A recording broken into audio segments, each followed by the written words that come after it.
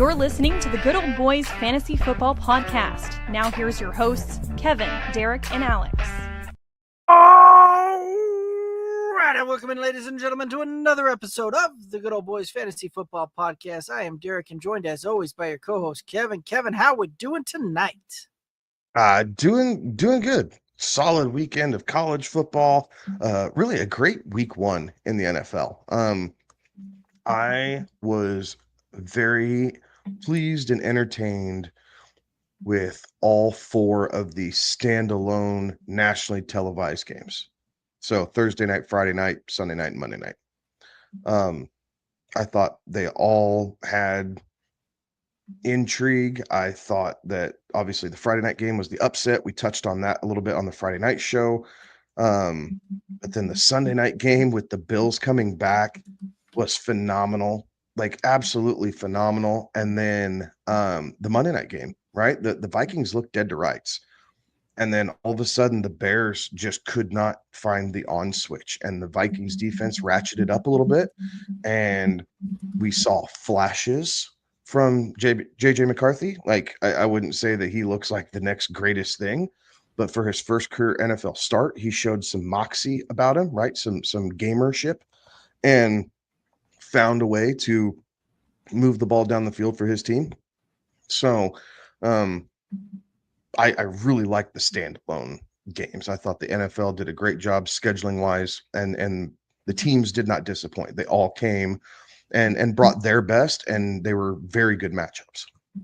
Yeah, I would agree with that. The it's always funny too to see some of the fantasy reactions when it comes through, especially after week one and what that looks like because of the just kind of the nature of it, right? People start taking their victory laps, all of that, which I'm not gonna lie, I was rather happy when I was scrolling through. I didn't see near the victory laps that I've seen in year past. So that was I have a couple. You want to hear them? Sure. Keon Coleman, number one, because I specifically, but we did talk about him a ton this season or coming up here. I made it I was not hiding it that I liked Keon Coleman late, that he was a guy that I was targeting. I liked that one a lot. Ricky Pearsall, right? Showing out in week one. Yes, lack of options, but still, I mean, he had a great game in week one. So I am going to take a quick victory lap on the two of them. Marvin Harrison Jr., right? I told you guys I have a bunch of Marvin Harrison Jr. I was very happy to grab him where I was getting him in drafts, and all three of those guys for week one had very good weeks, right? We were very happy to have them. But I'll tell you what, a guy that we weren't talking about was Quentin Johnson. Right. He was not there necessarily. We kind of blew right past him when we were looking at all things Chargers, but I don't know. Maybe we'll talk about him a little bit tonight, Derek. What do you think? I think we'll probably hit into that. We're going to talk a little bit about some waiver wires, right? We're going to keep talking week one reactions, and we'll even start looking ahead at week two here a little bit, especially when we're talking Thursday nights and what that looks like there. So, guys, if you have questions, concerns, comments, throw them in the chat. Let's talk about that. Let's get that going here. With that. Speaking of which, we do have a couple of comments coming in here. Binkin saying, "My guys, sup fellas, good evening. How was the week? How was week one? Went well, right? For the most part. A mixed bag, right? Yeah. I mean, my Joe Burrow, Jamar Chase shares for week one didn't perform as well as I wanted them to, but I mean, you just heard me take a victory lap on a couple of guys that I was promoting. I think a couple weeks ago, I made the mention. I like Derrick Henry. I just did not have a whole lot of him. Luckily, I only went up against him, I think, in one or two leagues this week. So save face. But I think every team that had Derrick Henry also had Xavier Worthy. So it did balance it out a little bit for me. But yeah, it was good. So the Stack saying week one is in the books. Leadership saying that the boys are back. Binkin giving some emojis there. Derek, how about you misspelled Mbuka, but right, like Binkin, this goes back to that whole conversation, right? Like, wasn't ever down on Mbuka. Certainly the 2 touchdowns did help out tremendously. Also, right, like By Baker. right. But the other thing too, right? Like we're saying that like it was Mbuka or Parasol, right? I was liking Parasol because you could get him about a round later. So, yeah, triple digits in that first game out, and really that touchdown is the difference maker from a fantasy points perspective. But they both showed, They right? For both where they you showed got up, them, showed they out. both Absolutely. showed. Mbuka, yes, had a better week 1 because of the second touchdown. Mm-hmm. But for what they were, I think if you drafted either one of them, you do have to be pretty happy with what you got out of it for week 1, right? I think it'd be a lot easier for either side to kind of pound their chest for 1 week only if one had flopped. But both did very well. I mean, again, the touchdowns do speak loud. Those are hard to predict, right? Like we can't.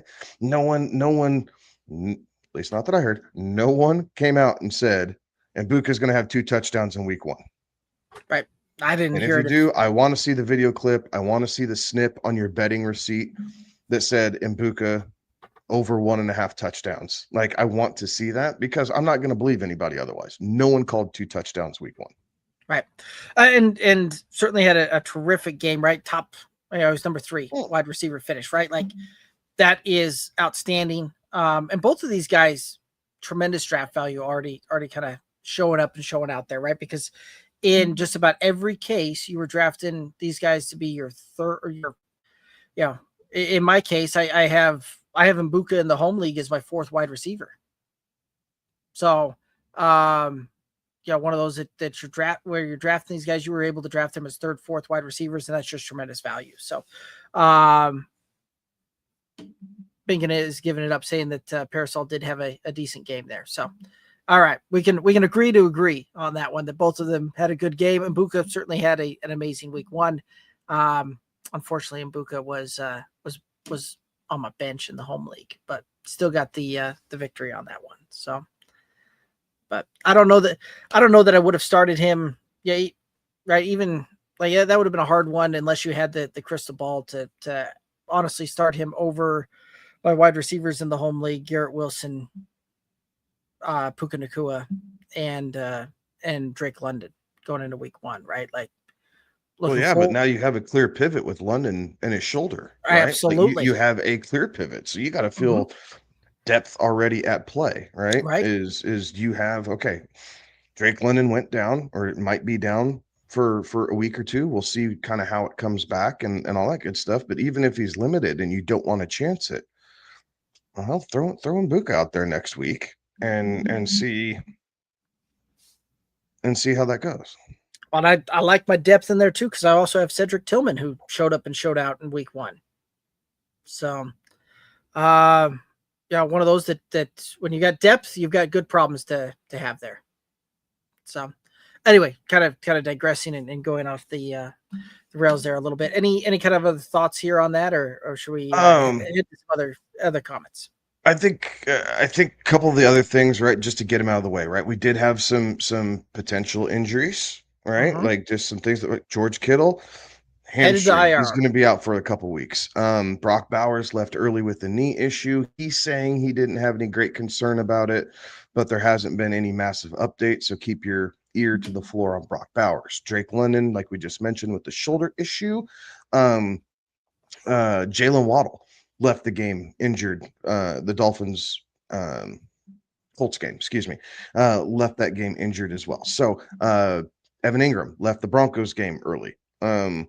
So couple fantasy relevant players, right? A handful showing up week 1 already. So hopefully everybody's surviving that and has the right counter moves that they can survive, potentially a week or 4 in Kittle's case without having your guy. Absolutely. So yeah, certainly the week 1 waiver wire will be important, especially with that many kind of big names coming right off the bat there. So, and it's kind of interesting too, because typically you'll start getting reports on Monday, a lot more on Tuesday, and a little bit slower coming in this week. It seems like, right? The George Kittle coming out early, but most of these guys are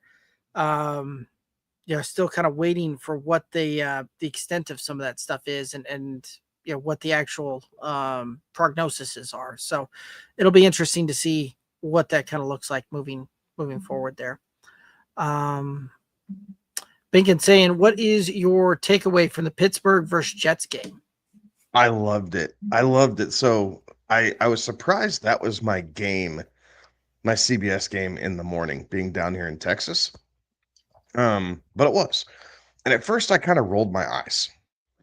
And then I just kept watching it because that was a better football game than Washington and the Giants, which was the other game I had. I had crappy games in the morning. I was impressed. I was impressed with both sides. I thought that Aaron Rodgers looked like he took the best part of Arthur Smith's offense and combined it with his Aaron Rodgers type flair, and it worked out.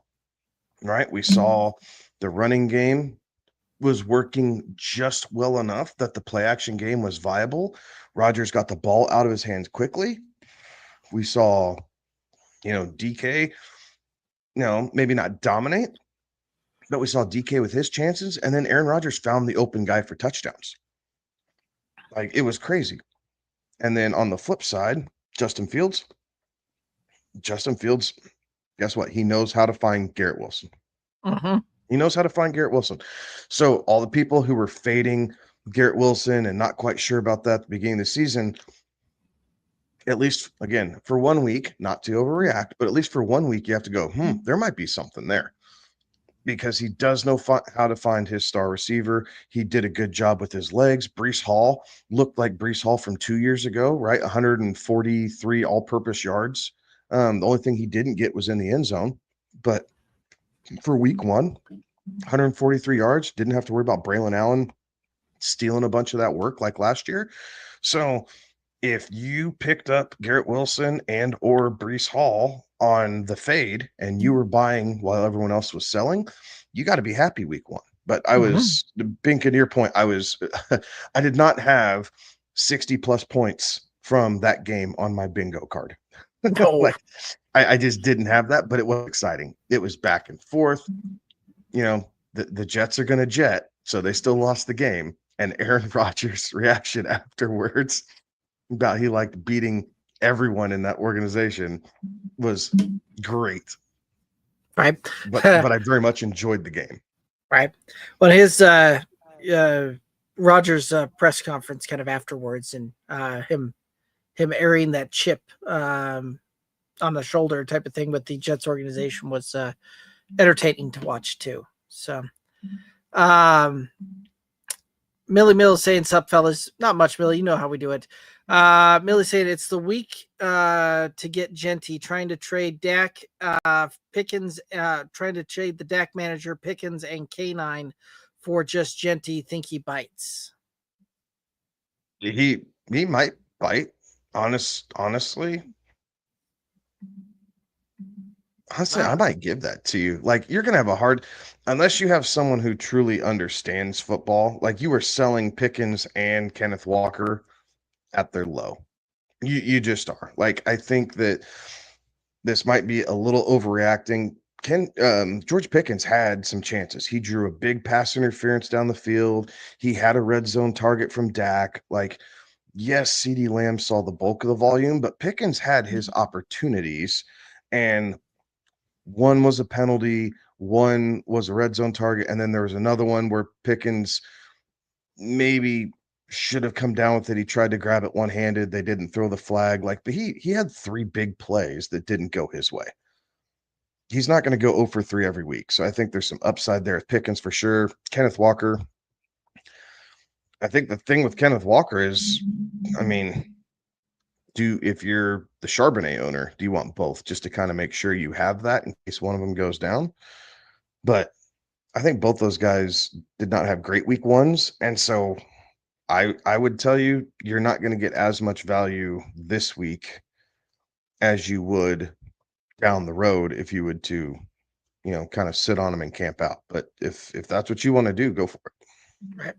And it says, or how about Pickens and K9 for Chuba? They're just trying to get rid of Chuba quick as possible. Man, it's a way overpay for Chuba. Like, I would and agree. again, same thing. Like, why sell guys low? You want to sell high and buy low. Like I'm kind of doing the opposite in some formats, right? I'm looking at options and looking at guys who had bad weeks. Like, okay, well, let's take a look at the AJ Brown owner. Let's take a look at the George Pickens owner. Let's take a look at the Kenneth Walker owner. Like, do I have something that can, kind of benefit both sides here and buy guys cheaper now than not? So I think you and I are probably looking at this from two different sides, but I don't know that I want to be in a hurry to dump guys who had down weeks. Like there's no value there, and so you have a hard time getting the return that you should get for these players. Right. They can say maybe James Cook or Breece Hall for that, in their opinion. I mean, I don't Cook or Breece. I don't mind that. Yeah. Like, I think you're at least shooting for a better target than Chuba. Right. And again, it depends on what the guy you're trying to trade with sees, right? If he feels like Pickens and Walker had down weeks and they're going to bounce back, he might smash yes, right? You fill a flex spot and a running back spot kind of in one deal. If they're not a believer that they're going to bounce back, you're going to have a hard time moving them. Right. Millie thinks that they can steal Cook, and they're going to try right now. Okay. Binkin coming through and saying that they're not sure what was real and what wasn't from the Jets and Steelers game. Well, I think that we're still very early on in the season, and it's going to take a little bit of this, a week or another 2 to 3 weeks to see what's really the trends on these teams here, but before you really say what was real, what wasn't. But yeah, and the Jets in particular, like I think offensively you should have known what you're getting out of the Steelers. I think the Jets offensively, no one was quite sure what you were getting. right. You bring over Aaron Glenn, who was, really good buddies with Ben Johnson, and the two of them worked together in Detroit for a long time. There were parts of that Detroit offense that carried over with Aaron Glenn, so you definitely saw pieces of that, but we haven't seen any explosiveness under Robert Saleh when he was the head coach of the Jets. So it'd been years since we've seen true explosiveness in that Jets offense, and you got some in week one. So those home run plays are there. I think the Steelers had a bad game plan defensively, and they got caught. I think the Steelers are probably a bit better defensively than what we saw. I'm not convinced that the Jets are as good offensively as what we saw, but the Jets are also a better defensive unit than giving up 4 touchdowns and 3 of them to no-name guys, basically, from the Steelers. So, and it was a rare occurrence in week one, but the offense was ahead of the defense. Very true. Mark saying Tyreek or Waddle, are they a buy low in half point PPR or avoiding them? If you believe in them, it's a buy low. A lot of it depends on what you need to give up, Mark. Right. It's easy to say, yeah, buy low, but A, the other team's going to have to accept it, and B, you have to make sure you're not completely overpaying. I will tell you that Tyreek, very much the same as George Pickens, had probably 3 monster plays left on the table between penalties and just one thing or another. So I would tell you that Tyreek looked to be okay, at least against the Colts. But this Dolphins offense in general did not look very good. The Colts defense is not necessarily known to be, um, world beaters, and they did a really good job of um, shutting down this Miami offense. So I would tell you it depends on what you're giving up. I probably am not attacking either one of them. I'm just not, because I've seen what happens if Tua goes down. So unless I have them on my roster, I'm probably not going out and looking for them. I think there's some other targets I'd rather try and get my hands on. Right. I mean, that's a name play is what you're going after there, right? And typically with those name plays, you're gonna overpay. Especially with what we saw there, right? And this was that was a Dolphins offense that just could not get anything going, right? Like it didn't matter which side of the ball it was, even they had a hard time getting anything going.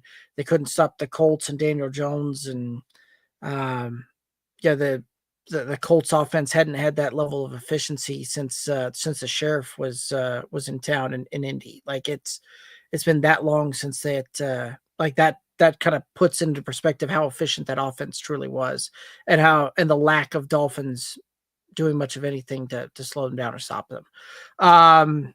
So that is one of those that I think with both Tyreek Hill or Jalen Waddle, you could potentially try and buy low, but yeah, I don't know what you're going to be able to try and give up to get them. That's not going to be an overpay. So Mark, if you have some ideas about what you're looking to give up, let us know and we can explore that a little further. Millie saying that the roster is Penix, Henry, Chase, Brown, K9, Jalen Warren, Eckler, CeeDee Lamb. I'm thinking that's T. Higgins, Sutton, Mbuka, Pickens, Pitts, and Ferguson. So he's asking if we were thinking to stay put on that.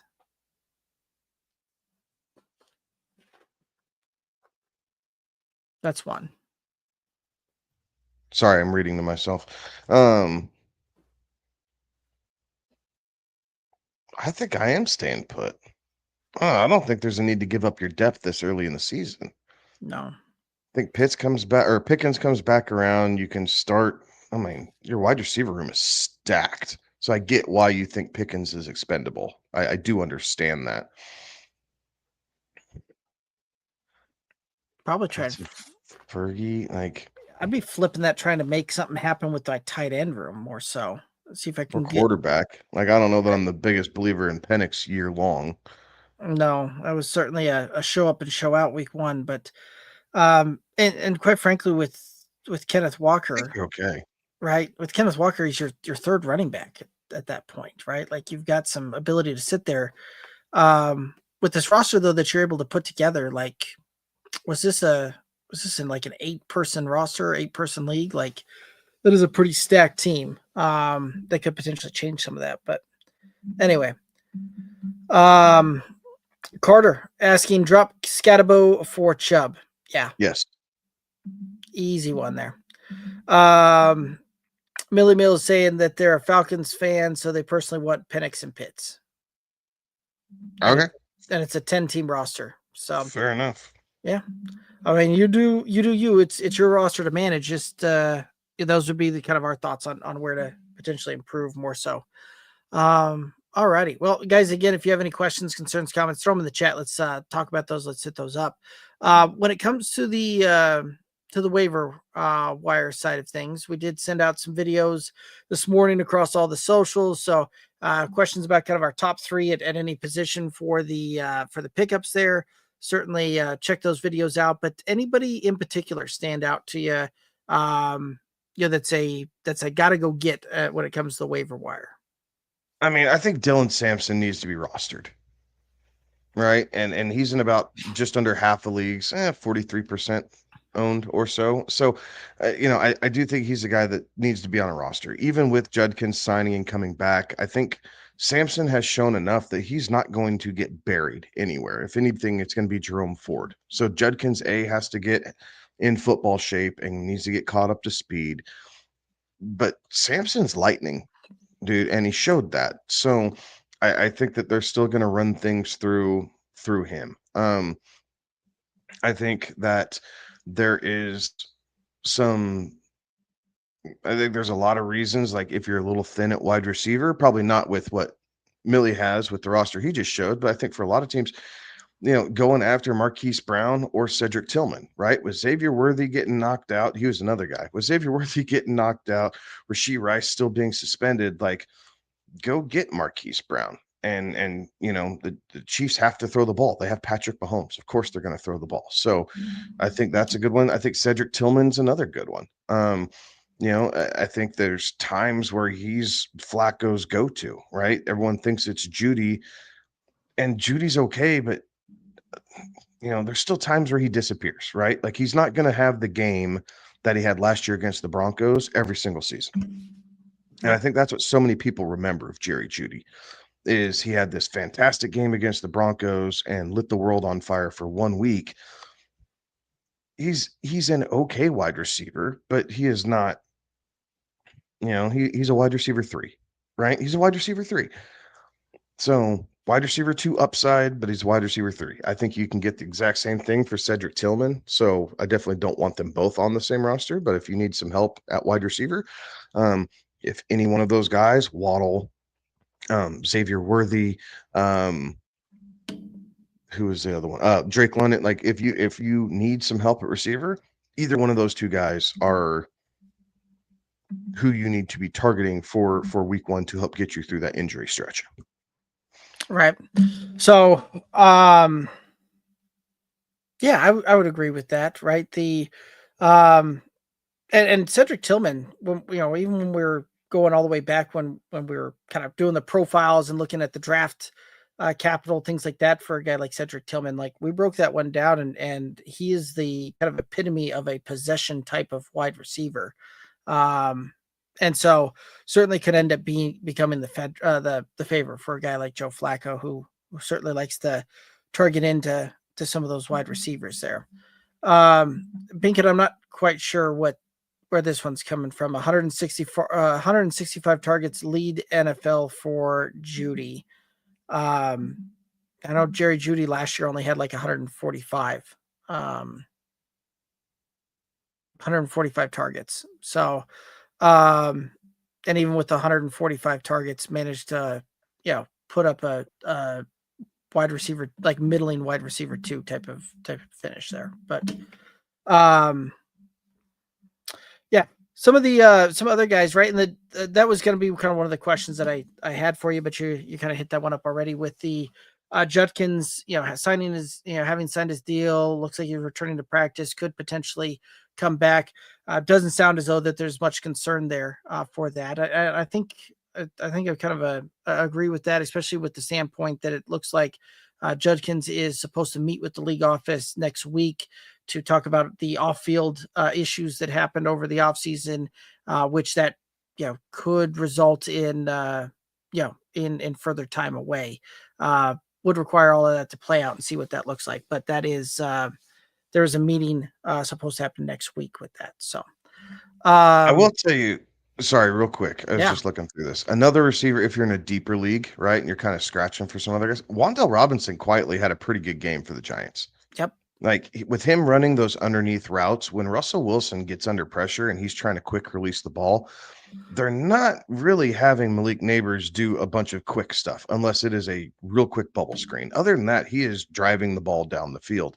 Wan'Dale Robinson playing out of the slot and does a lot of those shallow crossers and everything else. So if you're in a PPR league that's a bit of a deeper league or a deeper bench, Wan'Dale's probably a guy that is worth grabbing too, just because no one else on the Giants currently has his skill set. Right. Yeah, and the Russ had some very positive things to say about Wan'Dale recently as well. So yeah, could be a little bit worth reading into on that as well. Going back to Millie Mills does have a saying here that it's a shallow bench, 2 flex league, QB, got a bye week 5. Not really trying to drop anybody, would rather trade some and upgrade something, so preparing for early buys. That's fine. Yeah, certainly an option. Yeah, we're not saying you're wrong. We're just, I mean, again, you knowing all the ins and outs of your league is perfectly fine. We're just taking what you're presenting at face value and kind of giving our opinion on it. But I get it, right? If you're a Falcons guy, you want those guys on your team. I get it. So yeah, see if you can package up a couple guys and see if you can get Genty. And maybe it's not Genty. Maybe you keep, I mean, right, wrong, or indifferent. Maybe you try and package up Pickens and Jalen Warren and see what you can get for running back, if that's really where you want to go, and see if you can get some help there. That Right. might do it for Chuba. Jalen Warren and George Pickens for Chuba Hubbard. Like, I think that's a bit more advantageous or accurate than putting Kenneth Walker in there. And then you have your open bench spot. And then if you still want to flip Walker, you just wait till he busts out, because he'll have a bust out week here in the next couple weeks, and then you can flip him too. Right. Yeah, I would agree. Binkett's saying that Tillman would be very nice in any other offense. Yeah, with Flacco as quarterback, I don't know that he's bad in Cleveland, right? Like, could you honestly, an offense that would be great for Tillman is the San Francisco 49ers. Right. Like Tillman and Parasol running out there as 1 and 2. I think that could be really something quite nice. So that's not what we have, but Binkin, you're right. Tillman would be a nice piece in a lot of different offenses, but I don't think he's a terrible piece in Cleveland. Like, you can't throw the ball to, only Judy or only a tight end. Right. Millie Mill saying maybe send out 2 players, get an upgrade at RB3, open a bench spot, pick up a streamer like Lawrence, grab a hot wide receiver at the time. Yeah. Yeah, don't mind that at all. Binkin saying that Benson getting a rushing tutty this week. Yeah, he certainly has that capability, right? He's a big play guy, but yeah, that's still very much James Conner's. What are odds on that? I don't know, but it's worth looking at. That's what I'm taking a peek. So, I mean, from a snap share percentage, it was very much a James Conner backfield there. So, Binkin saying you're talking me into Tillman this week for a DFS lineup. Oh, I don't know that I'd go there. I mean, maybe he fits in, but I don't think you need to force him into a lineup. Right. All depends on where the value is on that one for sure when you're looking through it. Playing the Panthers. All right, maybe. Let's see here. Rushing. And the Panthers did just give up a boatload of yards to Jacksonville and Travis Etienne. Trey Benson does have some of that pop.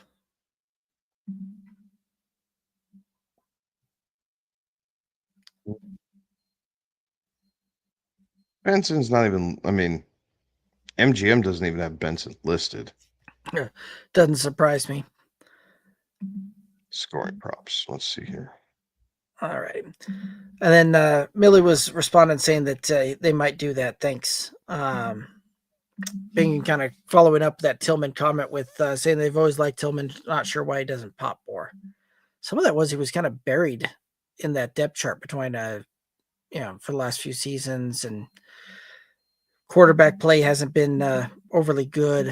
It hasn't been until partway through last season, things like that you start seeing some of these guys really seeing it where they're throwing the ball around the yard a little bit. So that certainly has a lot to do with that. Any updates on the Tillman side of things over there? Tillman or the Benson side? The Benson side. My apologies. No, I'm still looking. I'll get to it eventually. I'm scouring a couple different sites right now, looking for it. Okay. Well, while that's going through, Mark does have a question around the trade, saying trade Olave for Waddle. Not sure how serious the Tyreek Hill trade rumors are. Thank you for your time. I think I'd rather have Olave, as crazy as it is, but if he's going to see 13 targets a game from Spencer Rattler, Jalen Waddle's not seeing 13 targets in any game I don't see in Miami, whether Tyreek Hill's there or not. Right. Like, I just, I don't know. I think would rather have the Olave side. And I understand there's an injury history with the concussion and that type of thing. Like I understand that there's risk there, but Spencer Rattler understands who he needs to get the ball to keep that starting job. And Chris Olave is definitely a guy that if he's healthy, you have to get him the football. Right. Yeah, I also want the Olave side of things there, right? Like, yeah, and I really don't have much more to add to that one, so we'll kind of move on there. Nino saying needs some redraft help if y'all don't mind. Absolutely, throw out the question there, Nino. Bacon saying a Miami 40 burger Tua trio pops for all the week 2. LOL. Okay. Yeah, potentially. It could happen. Nino saying that they got offered Gibbs and AJ plus and my pick of Monty or Tracy for Jamar, Etienne, and Pollard. No. No. Yeah, I want agree. the Jamar, Etienne, and Pollard side of that trade. I'd agree. So, again, one bad week for Jamar. Yes, Etienne had a good week. Pollard had a tough matchup against the Broncos. Gibbs was okay, not great. Yeah, Brown had a down week, but yeah, I think you're better off with Jamar, Etienne, and Pollard. Right. Like it's one of those that just kind of breaking that down player for player there, right? Jamar, I see him light years ahead of AJ Brown, right? Etienne, if we get performances like that, right? Like that's a hard deal to get away from, and we've seen Etienne have running back 1 finishes on the season, so certainly could be. With the Jags trading away Bigsby to the Eagles, that means even more Etienne. Right. So I like that even more. More confidence in that one. And then Pollard right now is the running back show in town for Tennessee, right? With Spears on the IR. So I would take Pollard over Monty or Tracy. Quick, fast, and in a hurry. Jamar over AJ Brown. The only side that's kind of a plus for the other one is Gibbs over Etienne, right? Like that's where you're doing it, but there's not near enough makeup in that to override the other two. So, and it's not really even that close for me anyway. Mario saying, good evening, fellas. Hope y'all won your week 1. I made a bad move. I dropped Krosky Merritt for Ollie Gordon. Was hoping to get him back into my team via waivers. I put Blue in the IR spot. So depends on what your waiver priority is. Right. Again, Krosky Merritt had a decent game. He didn't light the world on fire. It was just decent. Right. And it is one of those two that, right, we're still kind of feeling teams out and seeing how that comes to play, right? Like, and it was one of those two that Krosky Merritt had one big play, right? And overall, without that one big play, right, that was a very ho-hum type of game, right? You take that out of consideration, it was 9 for 40 yards type of thing, right? Like, not really involved in any of the passing work there. So it still could kind of go either way. And I'm interested to see what that looks like going forward. But I would agree with that thought of getting Krosky Merritt over Ollie Gordon on the waiver wire for sure. Any other thoughts on that one? All right. Nino saying, appreciate it, fellas. Feel the same way pretty much, but haven't gotten any offers this year. So felt tempting. Won't get trigger happy trades on trades moving forward. So yeah, any questions with those trades, shoot them over to us. But yeah, I don't do trades for just the sake of doing trades. Millie Mill saying Nino has that's a good thing. That means your team is good and your players are expensive. Oh yeah. There we go. So yeah. So kind of moving forward here, let's go ahead and take a look at some of like the Thursday night stuff. Did we were you able to find anything on the Benson? I have not seen a Benson touchdown prop yet. Okay. So we'll take a look here at the Thursday night game here, right? We've got the of course my computer doesn't like me. We've got Washington, Green Bay squaring off here in week 2 on the Thursday night game. Any kind of thoughts around this one? Things that you're looking for? Things you're keeping an eye on? I know you're talking to me. Sorry, I'm space cadetting here. Potential playoff matchup, right? Like, Right. I don't know. They're both chasing the Eagles a little bit, but Mhm. I think Green Bay takes this game at home. I could see that. I think that it'll be a great game, primetime game, obviously with it being Thursday night. But I think that the Commanders, man, I about called them another name. I think the Commanders were a little sluggish in week 1 coming out the gate. Like Right. maybe it's division familiarity, right? And the Giants just had a good game plan. But they were just a half a tick off. We didn't see Daniels connect with Terry McLaurin down the field, and they tried a couple times. He was just a little long on his deep ball. The run game was meh at best. But that's kind of how they were last year, right? They don't have a dominant runner of the football, so they're going to be leaning on him a lot. Debo for a week looked good. I'll give him that, right? Like Right. I'm still not a massive believer in Debo Samuel season long and what that means, but for week 1, give him his props, right? He got the rushing touchdown in, decent stat line all the way around. So it did seem to work. So we'll see how that goes. I think that the Packers are going to give Washington hell on the ground. I think Josh Jacobs is going to have a solid game. Who knows? Again, touchdowns are unpredictable. But if Josh Jacobs goes out and rushes for, 89 yards and a touchdown, I think for that piece of the game, it'll do enough. And then Jordan Love continues to progress, right? Like he just doesn't play favorites. Like he dunks it kind of all around the place. Like it doesn't matter whether it's Dobbs or Golden or Tucker Kraft or Dontavian Wicks if he's out there. Like whoever. It just does not seem to matter for the Packers who's out there. Like Jordan Love just kind of plays to the open guy. He doesn't feel like he has to force it into any one player in particular.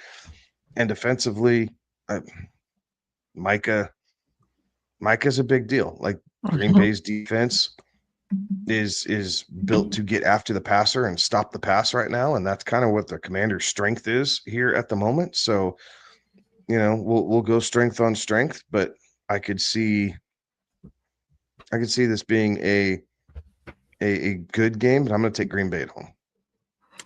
Yeah, I think I kind of lean that way, right?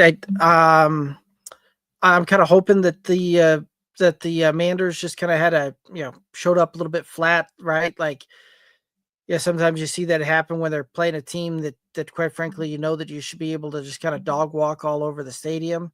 Guys, guys sometimes show up a little flat in those types of games. Not only that, when you also have it where first game of the season, defenses tend to be pretty sharp by that point. Offenses still trying to get in the flow of things, so it certainly can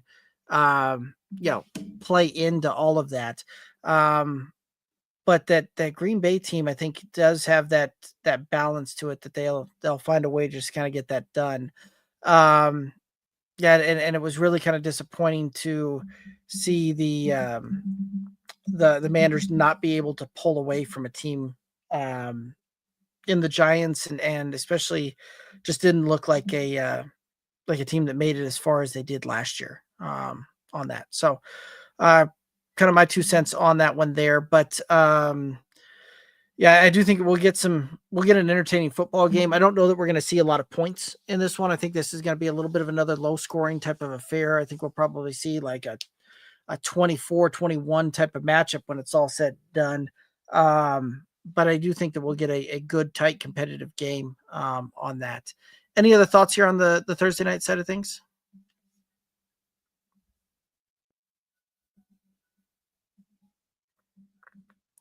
Alrighty. Binkin has a question coming in here. Who scores more week 2, Gibbs or CMC?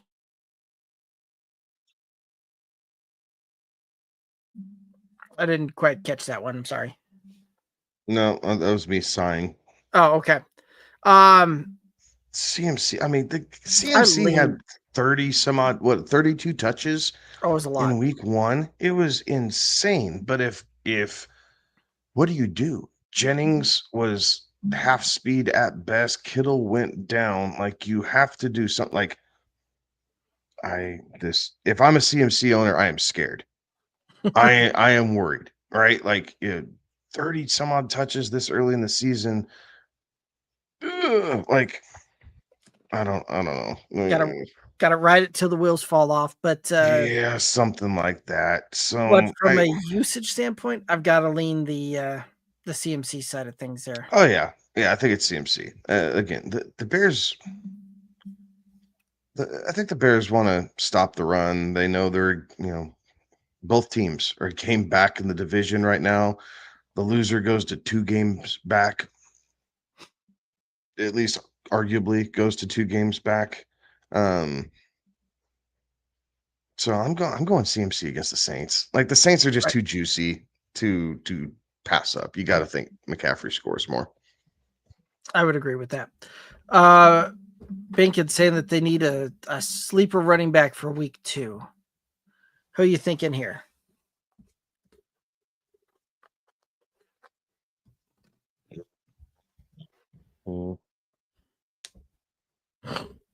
Dylan Sampson. Like, how Sampson's not bad.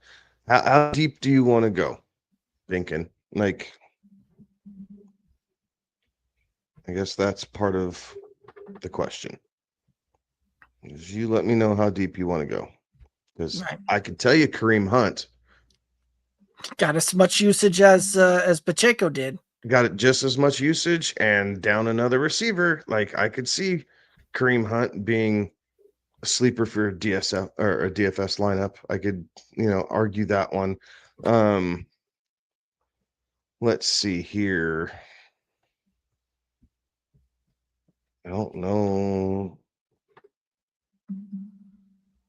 I think that's probably about as deep as I'm willing to go with, like, confidence. If you want deep, you could argue Brashard Smith from the Chiefs, because he catches it out of the backfield. He's a former wide receiver. And so if they're going to start lining him up out wide, like, again, both Chiefs running backs there, you could take a stab on. If we're going higher, like, ranking wise, up the list, Dylan Sampson versus Baltimore is interesting. You could take the Tootin side of things. That's a deep one there as well against Cincinnati. Cincinnati, got gassed a bit by Sampson at a couple of different plays there. Does Jordan Mason count as a sleeper? I haven't looked at their pricing. So, like, Jordan Mason saw more work than Aaron Jones did against the Bears, and now they're going up against Atlanta. Like, should be a little bit easier. So Jordan Mason potentially.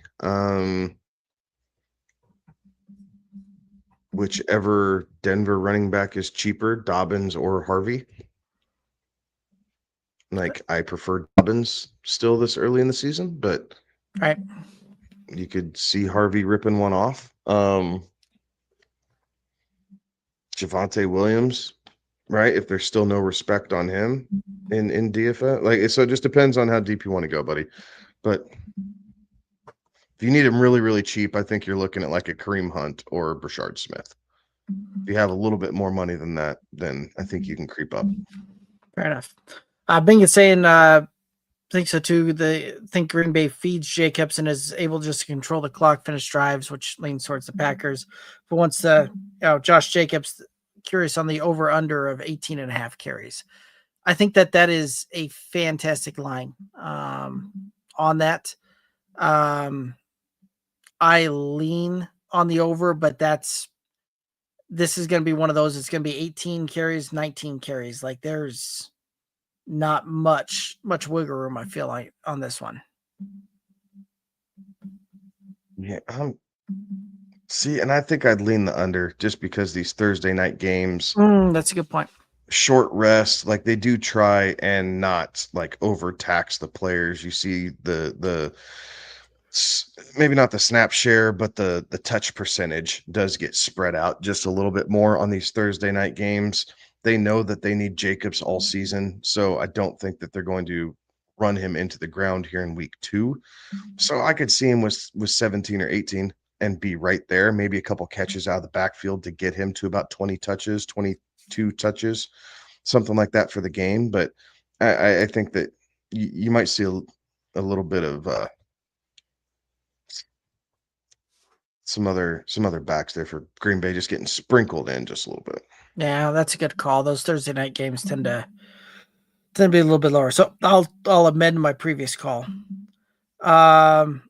Thinking Bingham saying that he thinks Hunt is a sharp call on that one. Millie saying that the Packers basically got to use all 7 of those wide receivers. You're not Dang wrong. right. Dang right. I mean, and it's great for the NFL team, right? Like the Right. Packers love that. It's hard to game plan against, like, because each one, does have a strength. So you're able to use them all in kind of different scenarios. It does suck for fantasy though. Like Green Bay's offense is too good to not really have a piece of, but where the hell do you go? Like I think the Green Bay player I have the most on any of my rosters is Tucker Kraft. Fair enough. Big is saying that they've got Trey Benson as one, just need one more, and that Mason isn't on the slate, but they're going to check back on Friday, and maybe we'll have a stronger lean on a lower RB play there. There you go. Yep. Perfect segue there to promote the Friday show there as well, right? We go live Fridays 11 p.m. Eastern as well. Really talking all things as far as the weekend slate goes and what that looks like. So make sure y'all are tuning in and chiming into that one as well. Ben over on YouTube is asking Knicks or Fields this week. Who you got? I'm taking Fields this week. I think Fields has to have a big game to keep up with Buffalo and his scrambling ability and what's going to be needed out of him to keep the Jets in that game. Yeah, I think I'm going Fields this week. Denver can win against Indianapolis by throwing the ball 22 times. Right. They really just can. Like Indianapolis looked like a world beater against the Miami Dolphins. They're going to have a much harder time against this Denver Broncos defense. I don't anticipate the Broncos turning the ball over 4 times like they did in week 1. I'm sure Sean Payton lit them up about ball security and will continue to harp on that this week. So I believe that that's gotten better. But if we're going just straight point for point, I think I'm leaning Fields this week, even though he has a tougher matchup. And it's just because how much he's going to use his legs. Mm-hmm. I like that call as well. The Jets are going to have to put up points to stay in this game. The Broncos at the Colts, Broncos can probably win that game putting up 24 points, right? Whereas I can see that game being 24-21, 24-20, something like that. Right. Whereas the maybe Jets 17. Yeah. Whereas the Jets to stay in that game are going to have to put up 30. They're going to need another game like they had against the Steelers, right? Right.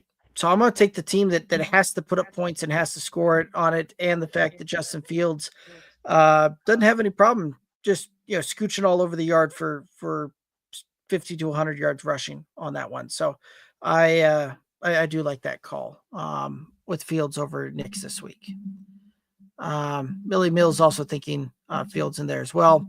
Bigginson that they had Denver in their survivor pool and had that one sweating, but he thinks Denver's defense will score a defensive touchdown this week. There you go. That'd be nice.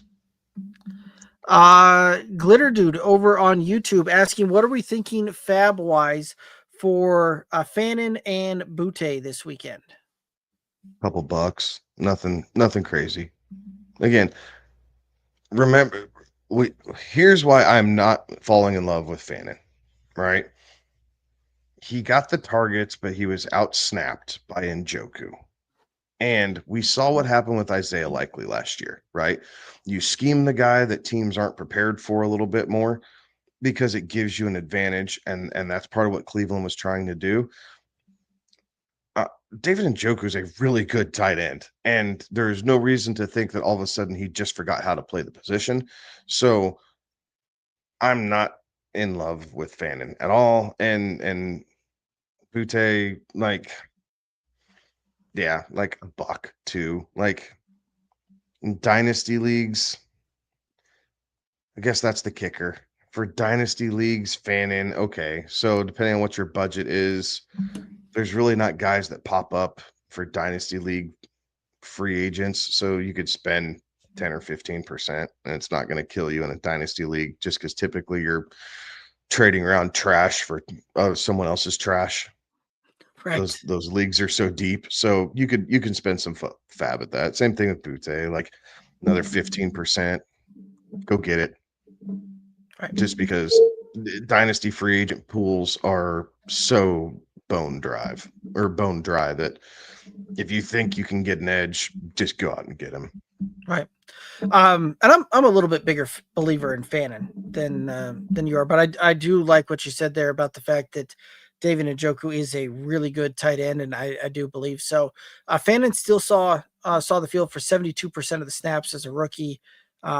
Do feel pretty good about that, and was certainly involved in several different aspects of the offense. So, when you and I were talking offline, offline and all of that, I made the comment that it seemed like every time I looked up in that game, Fannin was involved in the play somehow. Like you saw his jersey directly impacted there, and that's things that can certainly impact the player's kind of long-term ability to stay on the field, is to get in there and mix it up there. But for both of those guys, I would echo that sentiment. Probably in that 10, probably wouldn't spend more than 15% of my budget though on that. Millie Mills asking Rams or Patriots defense this week.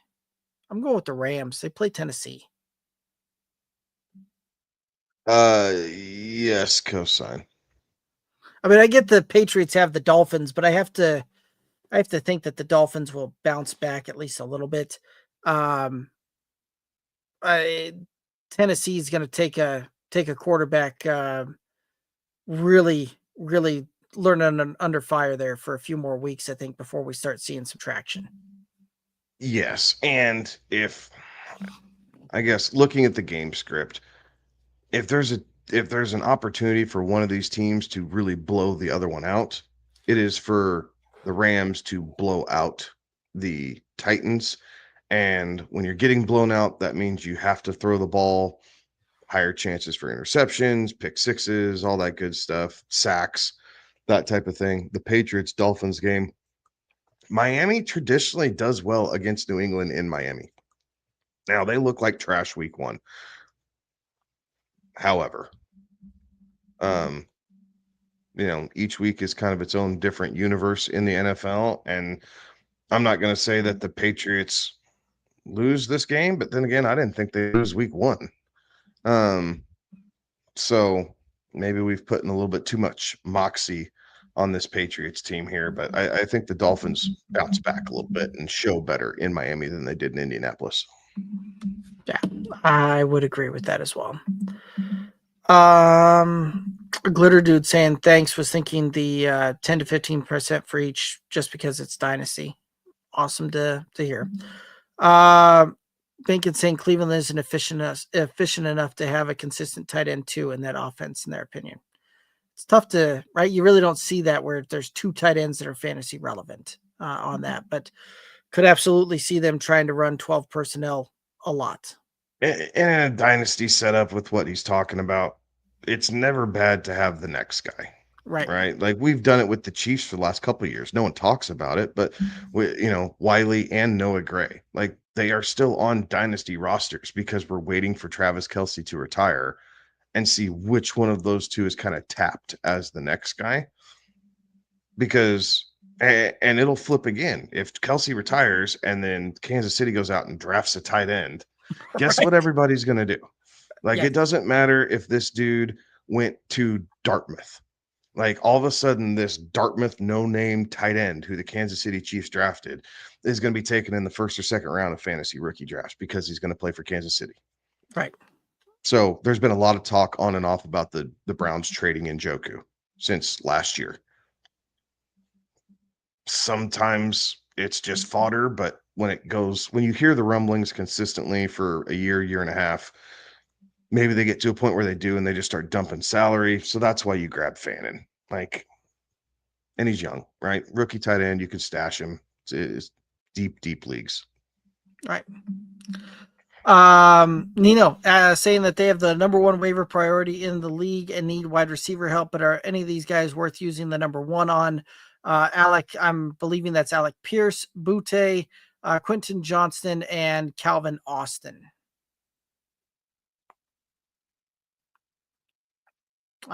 Or he says it's Elick, not Alec. Not sure who he's referring to with that. No, Alec Pierce. Elick? Yeah. Not Alec Pierce. Still not sure what that is, or who that is. So anyway, if you can let us know who Elick is, that could certainly help out there.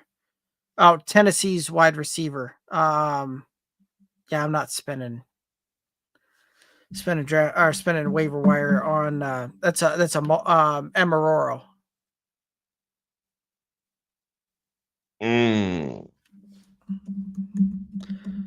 Well, I mean, certainly had some. I don't know that I hate that.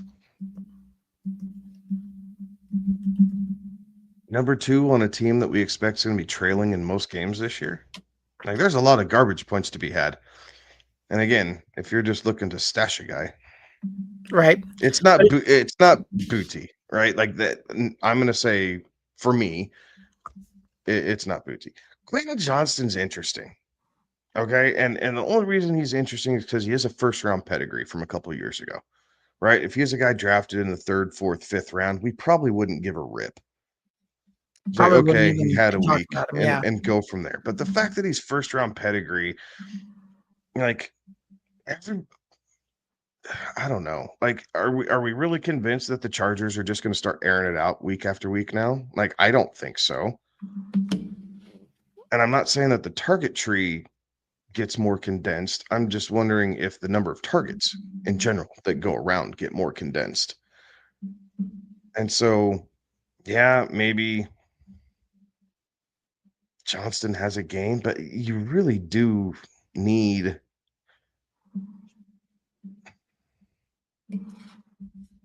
someone to go down in front of him, right? Keenan Allen, Trey Harris, for him to be consistently viable. Like he had a great week and he's going to be on the field. But I don't know that, he's not overtaking Ladd McConkey as what the number 1 is. He's not going to overtake the experience that Justin Herbert has with Keenan Allen.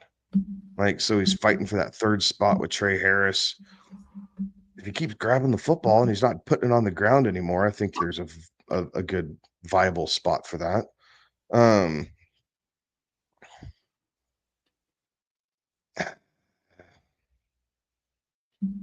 Calvin Austin's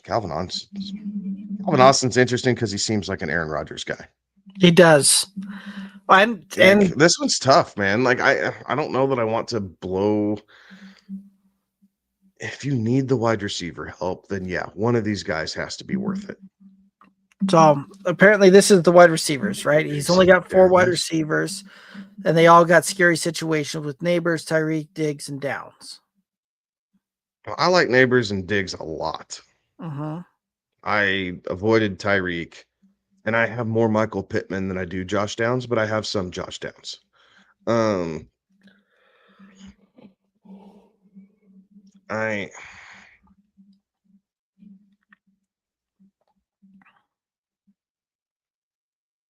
Johnson might be your guy. You just buy into it.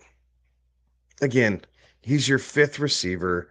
You're using him there in case one of those guys go down and you get stuck on a bad week. But if he catches fire and he becomes the clear number 2 for the Chargers, yes, they want to be a run first team, but we've seen that Harbaugh's willing to take the reins off when he has to. So I think it's Quentin Johnston. It sounds weird to say, but I do think it is. I think it is him. Yeah, I'd probably lean that way too.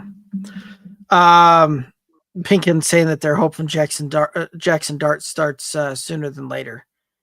Oh man, once Jackson Dart starts, it's Malik Neighbors to the moon.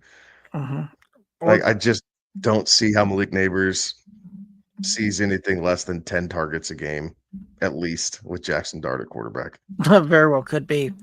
Binkett's asking, didn't Geno Smith have 400 yards against the Patriots? No. I know he went over 300, but it was 3 something, yeah. 362. It's close. Yeah. Not No, quite no. 400. Again, that was not on my bingo card. Right. Yeah. Geno Smith just deciding to rock it out over 350 yards. Nope. Yeah. Now the Patriots were down Gonzalez. Is that who their second year cornerback out of Oregon? Yeah, Christian Gonzalez. Yeah. He did not play. So obviously they were kind of capitalizing on that. And yeah, I don't see Tua throwing for that. Miami's too stubborn. Miami wants to do things Miami's way. That's why they're going to have a new head coach next year. Very well could be.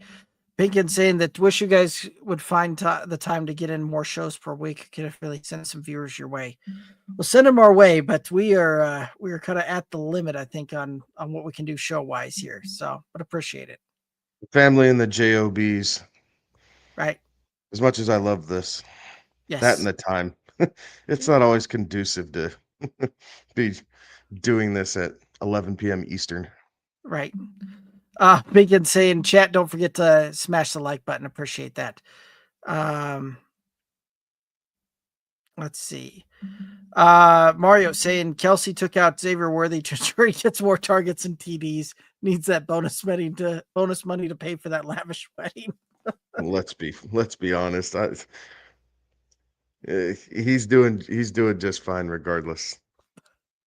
It's a funny. And I don't know that it's going to be so lavish. I wouldn't be surprised if they just kind of went off in some, like, they bought an island for the weekend and paid like $3 million for an island and flew in their family and like 50 friends apiece and called it good.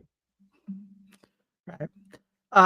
Bacon saying can't wait for Tyreek to get traded back to Kansas City. Oh God, no, puke! Don't you say that, Binkin. Yeah. As a Bronco fan, I can't stand that. No, we're just gonna move on. Unless you guys think just save the number 1 waiver wire and take whoever makes it out after the claims. It's always a gamble, right? It's always the gamble. But if you need the guy and you have the first position, use it. Like, don't let anybody else take a guy that you really want. I think there's a toss up there. I think Johnston's just as good as anything else you're going to see. Seems like it's a pretty deep league, so you might as well take the guy you can get. Agreed. Binkin, could you imagine Tyreek and Rice on the field at the same time? The problem that you'd start running into is have 3 burners on your roster. Rice isn't a burner though. No, but between Tyreek, Xavier Worthy, and Hollywood Brown, you'd have 3 speedsters on that trying to take the top off, and there's only so many of the. It's one of those you'd have to play it around and see, but I don't know. This team's living in dime coverage against this, right? Against the Chiefs, right? We're just some prevent defense, just Make it happen. We're gonna do a prevent spy. That's how they do that, right? They keep everything in front of them, and Patrick Mahomes can't scramble out. Kareem Hunt to the moon. If that's the case, I'm taking all the shares of Kareem Hunt I can get. I'm just going to leave all the receivers alone. Right. Nino saying that they'd be jumping off the walls with the Tyreek. Golly. No, thank you. J Cup 4 over on Twitch saying it's a half point PPR 12 team. The league is 1 QB, 2 running backs, 2 wide receivers, 1 flex. 2 flex, 1 tight end. And the flexes can be tight ends. CD, Chase Brown, Bowers, JSN, Pollard, Caleb Johnson, Golden, Odunze, Krosky Merritt, Josh Downs, JJ McCarthy, Dylan Sampson, Fields. The available is Quentin Johnson, Hollywood Brown, Butte, Tillman, Calvin Austin, Wandell, Gainwell, Harold Fannin, Jonnu Smith. Thinking of going Downs for Hollywood, Tillman, or Quentin Johnston. Hollywood. Yeah, I would agree with that. It's getting narrow in Kansas City already for at least the next few weeks until Rice comes back. It's Hollywood. Right. And 16 targets is you just don't see that type of volume. So yeah. I have a feeling that will not necessarily continue at that rate, but it's not going to surprise me to see him get 10 targets type of thing. Exactly. Nino asking, are the Lions cooked? Nah. They just have to figure out life, right? We're not going to overreact. Right. They got to figure out life without Ben Johnson and Aaron Glenn. And it's going to be different. We knew that it was going to be different. So 1 week, like they did not look their best. They will get things sorted out. So right. I'm not going to say they're going to push for league leading in scoring like they did last year. We're going to see some regression, but I think your Gibbs shares, your Amon-Ra St. Brown shares, like I think you're fine there. When they get going, I think Monty will be more serviceable than what he was in week 1. JMO, I'm a little worried about. Not a lot yet, but just a little bit. But it's still a skinny target tree there, right? Even with Laporta. So just because we can name these guys, like if they're getting 50 offensive snaps a game, there's more than enough to go around. Very well could be. Slapski. Oh, but I just saw this one. So Slapski on YouTube is also Jacob on Twitch. So just answered that one. But appreciate the chiming in there, guys. When just for kind of transparency there, when they come in, right, they come in kind of in the order they are. So while like Twitch may not show much in the traction there, YouTube may have some comments there. We're working them kind of in order as they come in, but appreciate you hopping in and making sure that we saw that question there. Nino asking, saw Steelers had either the highest or second highest odds to get Tyreek if traded. If that does happen, does that make Tyreek more valuable or less valuable? I don't think there's any way Miami and Pittsburgh do another trade. Yeah. Well, I saw some reports there too that Tomlin's only like there were some interesting things that they actually were referencing Tomlin saying that he'd only do that deal if Tyreek's going to be a team guy first type of thing, and that seems kind of strange to see reports of that coming out about a potential trade rumor. So I don't know how much stock I put into that. Any other thoughts on that one? No, if it does happen, does it make Reeves value more or less? I'd say less, to be honest. I would be very interested only because Aaron Rodgers has never played with a true speedster like this. Like, I would say less because of the Steelers formula as opposed to the Dolphins formula. Right. But I don't know that it's I don't know that it's that much less. Like, but again, I wasn't super high on Tyreek to begin with.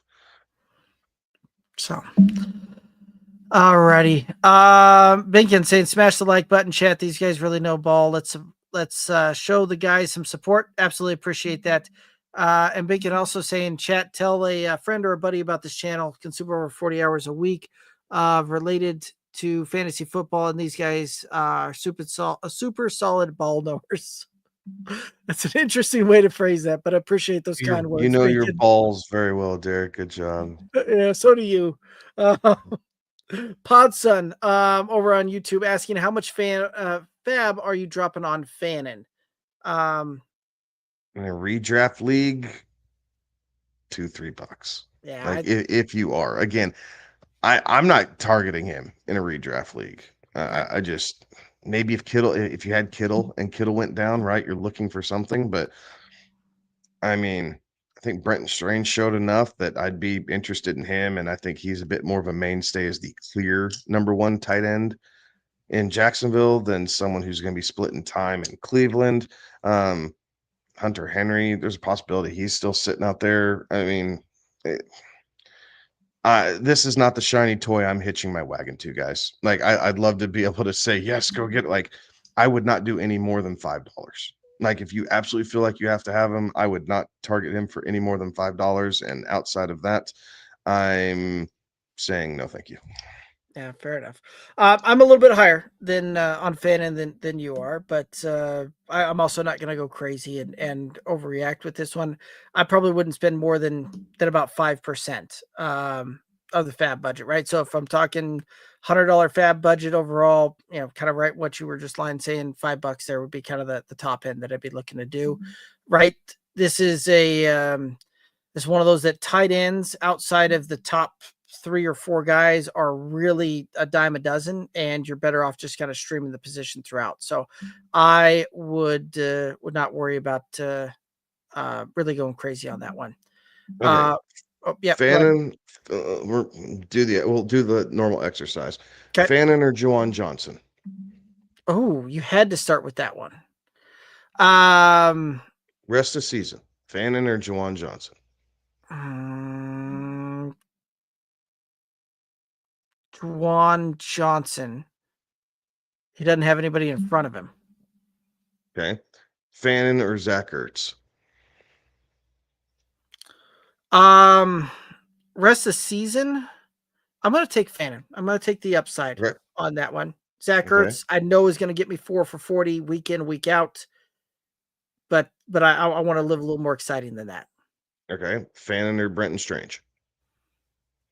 I would go the Brenton Strange route, but I'm also on the record for thinking that Brenton Strange has a bit of a breakout and was a big value at where he's being drafted at anyway. Okay. How about Fannin or Mason Taylor? Fannin. I get the hype around. Taylor doesn't have anybody in front of him. I know. And I get the hype around Taylor. I'm not there on it yet. So I'm willing to be wrong on that one, I guess. Fair enough, right? So it's a mixed bag. But here's the deal. All these guys listed rest of season rankings are between 18 and 24. Mm-hmm. Like, they're all tight end 2s. Like, no, I mean, none of it's consensus wise. No one is necessarily saying that this is the next big thing. Like, he had a good week. Right. This is a few things, right? We don't disagree a lot. This is one of those players you're a little bit more positive on him. I'm not quite as positive on him, is what it is. So, and this is one of those that very well could be asked me next week and I'm out, right? Like what I saw when I was tuned into that game and watching a bit, like showed enough to go, oh, my interest is peaked on that. And I want to keep an eye on this one over the next couple of weeks. Yeah. So give it another 2 weeks and we could have a very different conversation where everybody you just listed, I'm going, would rather have him, would rather have him, would rather have him. So, but going into week 2, I am curious enough that I, would be willing to take a shot, maybe about 5% of a fab budget on. Okay. So, Mario, thumbs up, number 4. I'm not quite sure what that means. Agree. These guys know their football. Okay. Podson asking Canelo or Crawford. Couldn't tell you. I don't follow the fight game much. Canelo, only because it's the name I know. There you go. Mario saying that fight is going to be a show, a tie. Okay, Mario's helping us out there with some thoughts there. And Mario, for sure, they're sharper than most content out there for real from Binkin.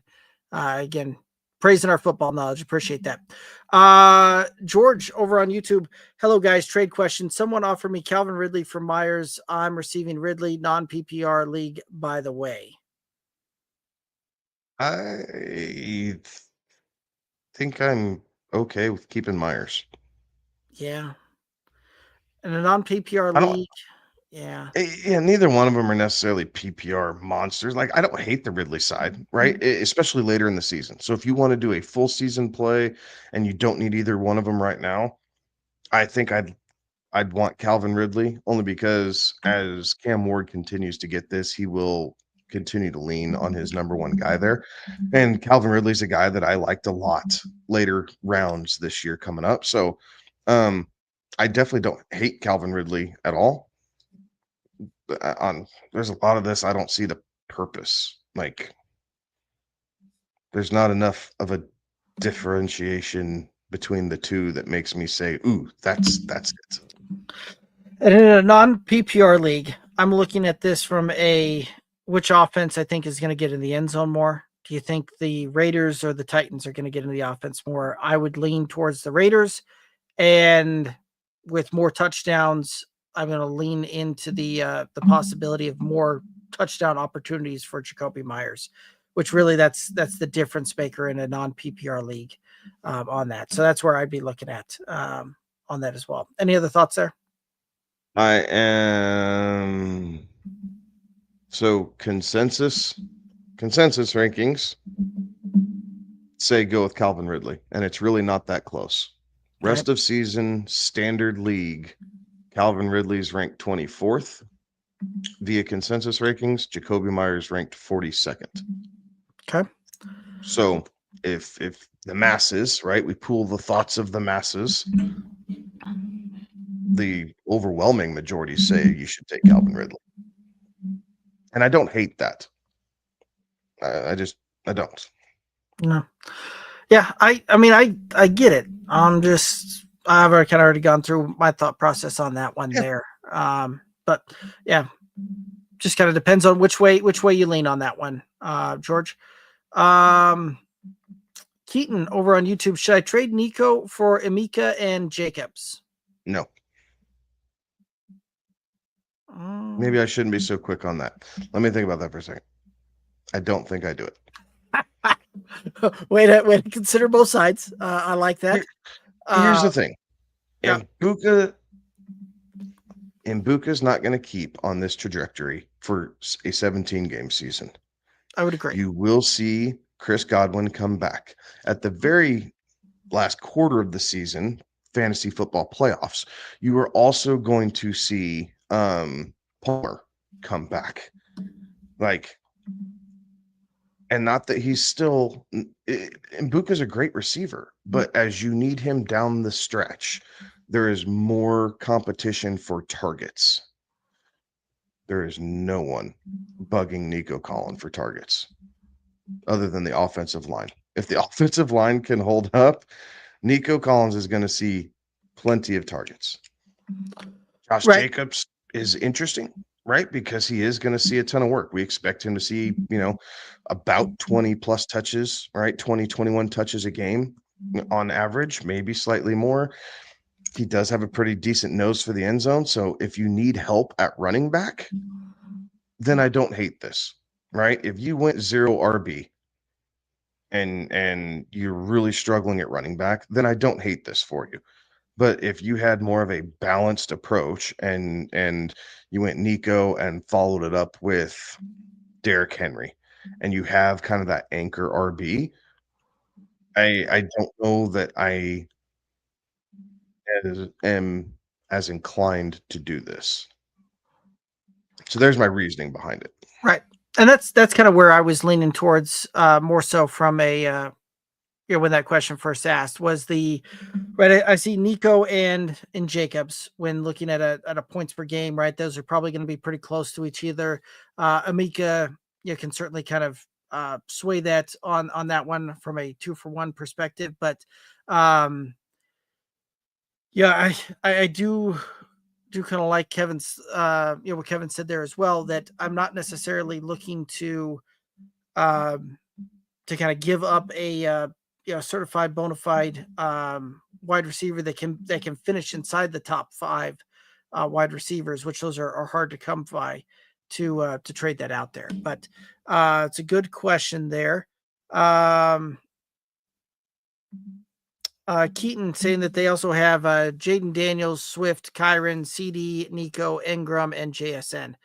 Yeah, at that point, you've already got Kyron there.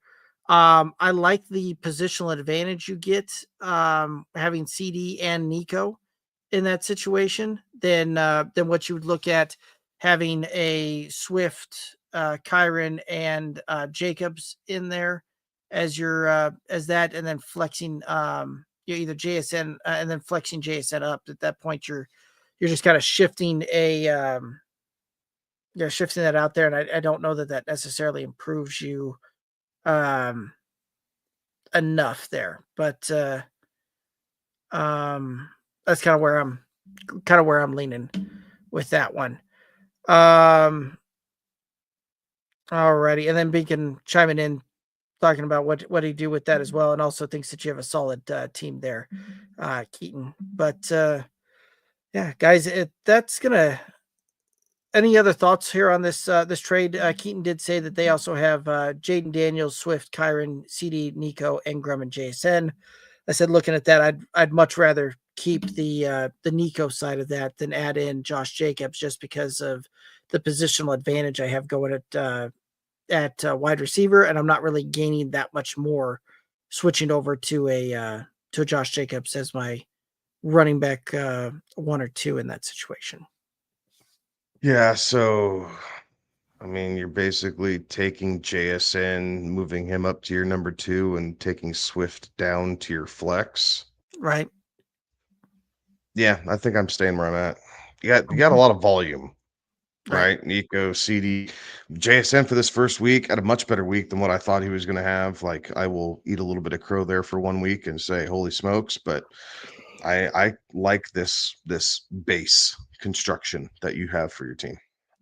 So, yeah, I would agree with that, and that's kind of where I'm leaning there as well. Binkin's also curious how you managed to get both CD and Nico on that roster. So, very well done. There were some weird drafts, man. Like I was in a couple drafts where I grabbed CD Lamb with like the 7th or 8th spot, and so if it's one of those situations, right? 10-man league. You're grabbing, I mean, even then, grab him at the 8, grab Nico coming back. And then because everything gets pushed down, you're able to get Kyron in the 3rd, like Daniels in the 4th. Like, I can see how that draft works out. It's crazy, but it's working. Yeah. I like it. Binkin chiming in saying, okay, guys, enjoyed the show as usual. Looking forward to chatting it up on Friday with you guys, and good luck if you're playing any showdowns on Thursday night. So, Heck yes. But I do believe that takes us to the end of the questions and the comment and the chats here, which I believe is going to take us down to the end of it as well. Any final thoughts out there for the viewers and listeners? No, one last shameless plug for the Friday night show, the Bet Set Snap, 11 p.m. Eastern. Be sure to hit like and subscribe on YouTube, and you'll get the hit that bell, you'll get the notification for when we're going live, and we'll do this. Maybe not all over. We'll do a lot of lineup questions, right? So something similar, but we'll definitely do tons of lineup questions, last minute waiver wire additions, trades, basically anything that you guys want to talk about on Friday night. We're fair game. Absolutely. So that's going to do it for us tonight. You can find us on the socials, Twitter, Instagram, Facebook, TikTok at Good Old Boys FF. Kevin already mentioned it. Make sure you head over to YouTube, click that subscribe button, ring the bell, and we'll be back on Friday. Chris did this one in here real quick. Chris saying that they managed to win despite Caleb Johnson proving he's unstartable. I guess JCM will have to suffice him the second flex there. Yeah, to start. It's a long season. My guess is you'll end up flipping them back by the time the year's over. Potentially, yeah. And Bing saying, don't forget about the sleeper running back, LOL. So awesome. All right. Well, that's going to do it for us tonight. He's Kevin. I'm Derek. Have a good one. Be safe. Toodaloos.